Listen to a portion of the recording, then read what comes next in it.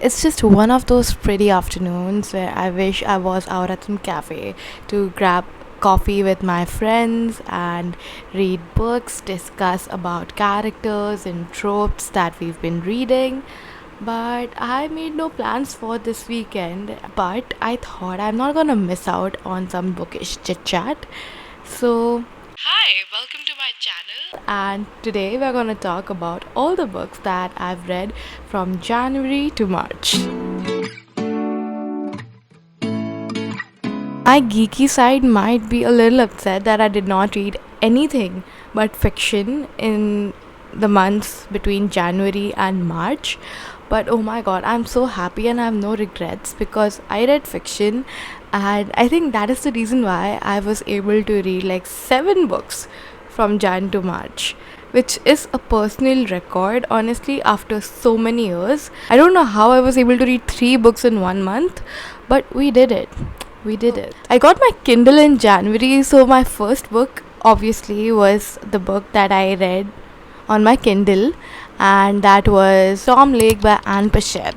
This book was the social media detox that everyone needs. You need. Trust me, you do. So this book is basically Lara narrating about her theater time and life in theater to her kids, Emily, Maisie and Nell. It all starts when these kids start watching movies by one of their favorite actors called Peter Duke, and one day randomly their father just discloses that their mom used to date the hero back when she was young. Obviously, a secret like this wouldn't just go dismissed by the kids. They want to know all about it. While picking cherries, Lara discloses and narrates all the incidents about her life, her past, and how she came about dating Peter Duke to not being with him anymore and finally marrying the director of the theater of the act. There's so much drama in theater, there's so much drama in the personal lives of the actors who work in theater, and this book encompasses all of it. There was a point where I hated all characters, including the protagonist, because I did not understand where she was getting all this courage to, forgive Peter Duke. In one word, the book was detoxifying and it leaves you with a very pleasant feeling. The book is so forgiving. By the end, you just realize that you know what, it's fine. What happened. Every person has a reason to do a certain thing and maybe hurt you in the process, but maybe that was not the intention to begin with. I feel like this book is very forgiving because in the end you realize that all of us are just looking for a family, all of us are just looking for our tribe, our people, and our home. But some people don't really get to have that. Some people are just standing and watching a nice family through the window. In the end, there is a small twist, and you suddenly understand why the whole story is being narrated. But overall, the book was a 5-star for me. I loved it, and I am recommending it to anyone and everyone who is looking for a book that somehow feels like a social media detox. Okay, so another book that I read in January was Time Stops at Shamli by Ruskin Bond. This has been in my TBR for a very long time, and I only picked it up because I wanted to read a short book. Time Stops at Shamli is a compilation of short stories which contains co-stories, a few pieces of autofiction, and of course stories that contain Ranji and Suraj and their tales of summer vacation that we've all read bachpan mein. So maybe you have read in childhood, I'd say, because in India a lot of Ruskin Bond stories find their way to our syllabus. So some of the characters you must already know, like Ranji and Suraj. What I did not expect with this book was for the first story itself to make me cry. It narrates the story of a young boy who has recently lost his father. The funeral is taking place and the boy is obviously remembering his father. To him, his dad being gone so suddenly is not something you can take very easily. Honestly, I feel like anyone can read a Ruskin Bond book, no matter how old you are, because it reminds you of childhood, and the writing is always going to be easy. But I think as you grow, you realize the underlying tones and you read between the lines. All the other stories that were in this book were really good, and yeah, it's a 3-star. So the next book in this wrap up is Best Intentions by Simran Dhir, and can I just confess that I am in awe and I'm positively surprised at how good this book turned out to be, because I entered with zero expectations. I've never heard of this author before, and I did not really find much about the author on Instagram or Google either, but this book is a really good one. I rated it 3 stars. The Best Intentions is a story about Gayatri Mehra, who studied law but she doesn't practice it because she went ahead to pursue her passion in history and writes for a historical journal. Now, because she is in her 30s, her parents are really worried about getting her married, especially because her younger sister is already married, and her younger sister is also a lawyer, and she married into a family of lawyers who have their own firm. Her younger sister Nandini marries into the family of Grewals, and the Grewals are stepping foot into their political career. Against Delhi's unstable political backdrop, this book really stands out. Obviously, there's a lot of drama, mostly political, and there is some connection between the historical journal that Gayatri works at and the party that the Grewals are going to join. There's a lot of blackmail, a lot of drama, a lot of history being pulled, and a lot of debates about different things that have happened in the past. There's also a little bit of romance in this book, but it doesn't take the center stage as such until the very end. I feel like this is a very sharp observation and a very polite commentary on Delhi's politics, obviously, but not in the uncomfortable way, because it deals with it very maturely, I would say. Best Intentions is engaging, fast paced, and witty in its societal commentary as well, and I rated it 3 stars. I also finished the book in like 2 days because it was not dragged on at all.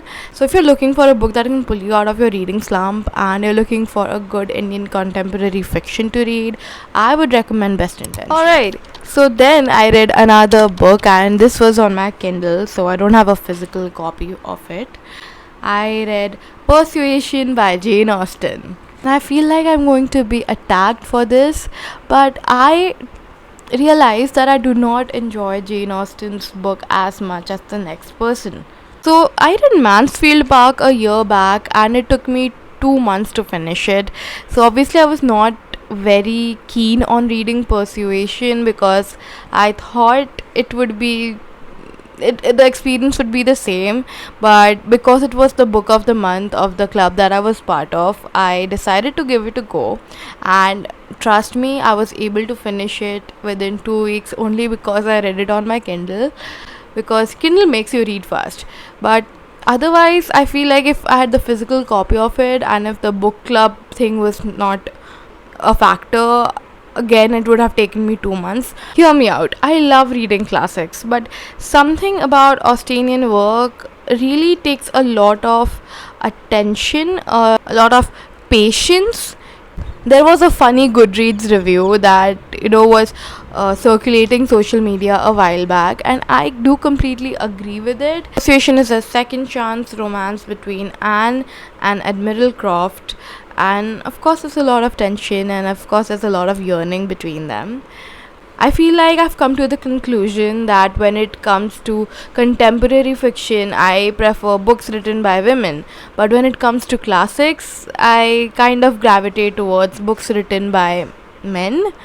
There are several factors that actually affect my reasoning, so I'm not going to go into bigger details about it right now. Coming back to the book, Persuasion was a 3-starrer for me, and it was definitely better than Mansfield Park, because I've heard Mansfield Park is the most dragged out ones of all Jane Austen novels.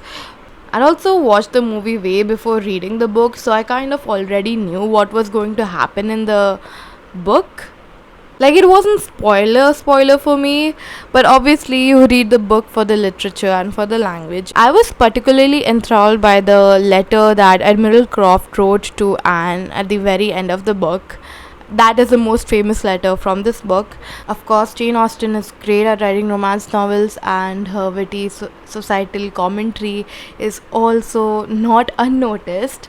So overall, it was fine. I won't say that I did not enjoy it, but would I read it again? Probably not. The next book was Small Things Like These, and this book was also the book of the month of a book club that I was part of. Let me give you like 3 short points about this book. 1, it's going to be turned into a movie very soon. 2, it's a Booker Prize winner, I think, or at least it's a nominee. And 3rd, it's a very short book. It's like 75 pages long. It's easy to grasp, it's short, it's compelling. So Bill Furlong is a merchant who grew up in the house of his mother's employer, and throughout his life he did not know who his father was. So he lives with his lovely wife and 4 or 5 daughters, I forgot the count, but he is trying to live a life of honesty and a life that is led by a good and clean conscience. This book is a historical fiction, so it is set in the Christmas of 1986. So the main theme of this book is doing the right thing and struggling to do the right thing to redeem your past, or at least giving back to your past. While reading this book, I was also drawing parallels with Charles Dickens' Great Expectations, but only for a very short time, because in Great Expectations, the protagonist had a benefactor, and in this book, Bill Furlong grew up in the house of his mother's employer. But that is the only parallelism that I drew. That is, I don't know why that thought came into my mind, but it did.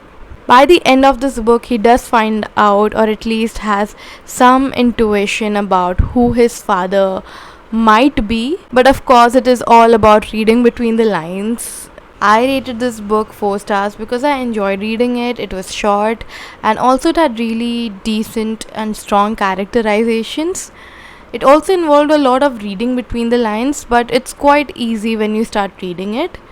And honestly, if you're looking to read a book before it gets turned into a movie, especially one that is being played by Cillian Murphy, I think you should read this. The next book in this wrap up is Twisted Games by Anna Huang.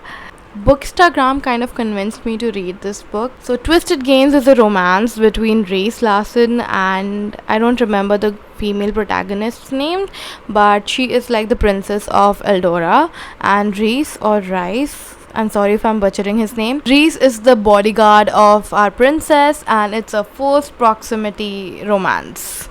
Of course, the characters are very strong-willed and very capable. There's a lot of time jumps in this story, and I think that is only done to justify the romance being a good part of it. These two characters are not big fans of each other in the beginning of the book, so it's kind of enemies to lovers also. But my honest thought is that if I were a teenager, I would have probably enjoyed this book, but frankly, I'm over that phase, and this book felt very Wattpaddy and very smutty, unnecessarily smutty to me, in the sense that you don't need so much spice to justify a romance, but I do understand that this book was written to cater to a certain audience. That just wasn't me. To be very candid with you, I felt like the character arc was way too malleable. I had tried reading the Twisted series a year back, but I ended up DNFing it. But I think this bodyguard and princess romance kind of perked my attention, and that's why I wanted to go through it and read it. I rated this book 2.5 stars because it did not really suit my taste as such, but overall it was a well written book, I would say that much. And towards the last book in this wrap up, and that is Lost on Me by Veronica Raimo. Don't judge the book by its cover. Lost on Me is one of the Booker Prize nominees of this year, so that's another reason why you should read it. This book is like unhinged in the normal, relatable sense. Lost on Me kind of felt like the Schrodinger's cat theory to me, in the sense this may be fiction, it may not be fiction. Things mentioned in this book may have happened or it may not have happened. All depends on what the writer thinks or may not think. Some parts of this book could have been a Taylor Swift song if not for the peculiar hilarity with which the author has written this book. You can tell that the protagonist has had a very peculiar childhood and yet you're going to relate to it so much. But there are also like really serious things that have happened to the author. So when you read it with that peculiar hilarity, you're just too stunned to speak. There are some really acute observations and commentary that has been done in this book. It is also quite short. It's like 174 pages only. I think I rated this book like 4 stars, but it's almost a 5-star read for me. Alright, so that's it for my wrap-up video. I read 7 books from January to March this year, and it's quite an achievement for me. If I convinced you to read the books that I mentioned in the wrap-up, I have left the links in the description box below, along with my Goodreads review to them, so if you want you can check them out too. Thanks for watching. I'll see you next time.